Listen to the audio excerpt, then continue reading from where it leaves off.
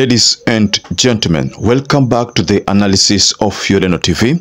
I hope you're well from wherever you're watching this channel. Now, this issue of Oscar SUDI and the RMBs and what Oscar SUDI has been saying regarding why he will still donate to churches or donate in churches. Now, this matter for the first time came to the fore in the discussion that took place during the roundtable meeting between RUTO and the media team that was composed of Joe, Linus Kaikai, and Latif of KTN. Now, for the first time, RUTO was confronted with this question about the Harambes. We need to change the culture of Harambee. Harambee started as a noble exercise. And for the first time, RUTO has agreed that Harambes are the biggest reasons why corruption inaendelea. We must stop Harambes because it is occasioning and it is breeding, if I may say, corruption. For the first time, mind you, during Uhuru Muigai Kenyatta's tenure, RUTO was reminded about Harambes. Raila kept mentioning this issue of Harambes, but he would say he will still donate to churches. But for the first time, this question has been posed to him, and he appeared as if he has realized that it is a huge mistake. And the thing that made him change his mind is when 20 million was mentioned. The person who dished out 20 million is Oscar SUDI. Yeah, because when your aide of a much lower pay grade donates 20 million shillings to a church fundraiser, there is something fundamentally wrong. And that is why this conversation is necessary so that we can stop it. Milioni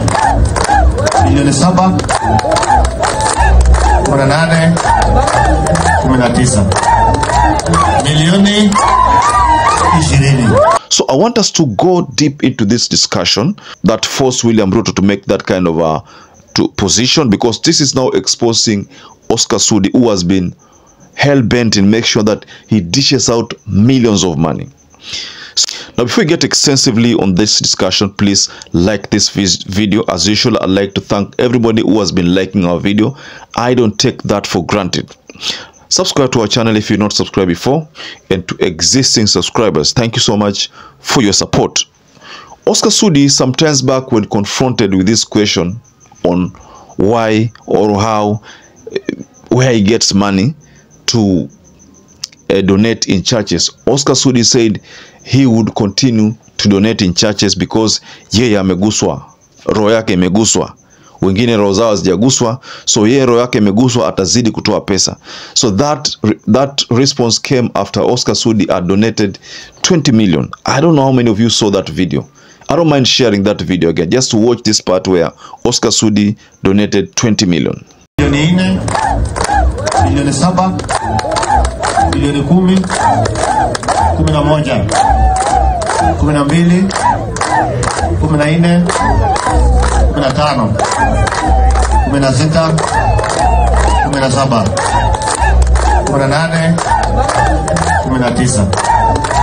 18, 19, milioni 20. Very well. Now, this move has not augured well with most politicians who found this to be very extravagant, because producing 20 million to a church donation, well, your salary is less than 1 million as an MP, brings or leaves many with lots of questions. So RUTO was confronted with this question this time round. I think Linus Kaikai could have found an opportune time to present this question to William Ruto, and Ruto found himself saying that that is wrong and there is something wrong with everything. Just like I said, it is not the first time Ruto is being confronted with this question. When this question was confronted, when he was confronted with this question in 2022, the response was different from what he has given out as a response today, the 30th June 2024, during this roundtable discussion with the media team. The response that RUTO has given here is that there is a problem, a very big problem.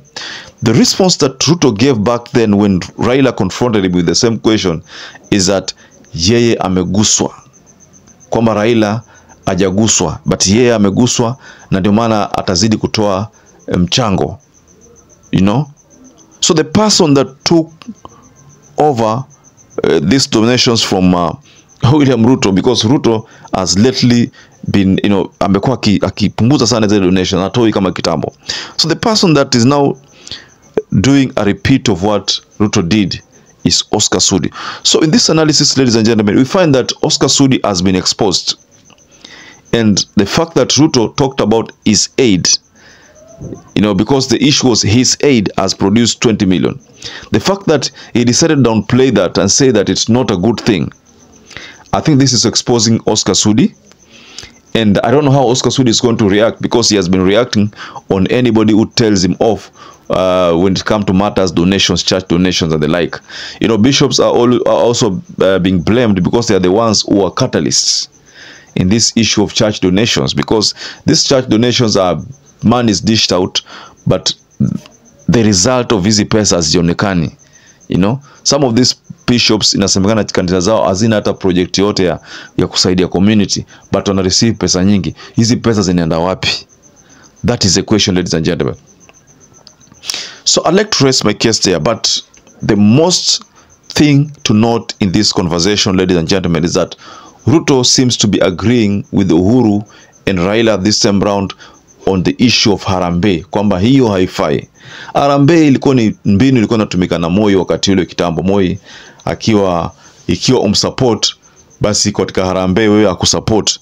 So Moi used to use Harambee as a weapon to make you, you know, to make you really, you know, toe the line. If you want to be on the, if you want to receive support from Moi, you had to toe the line.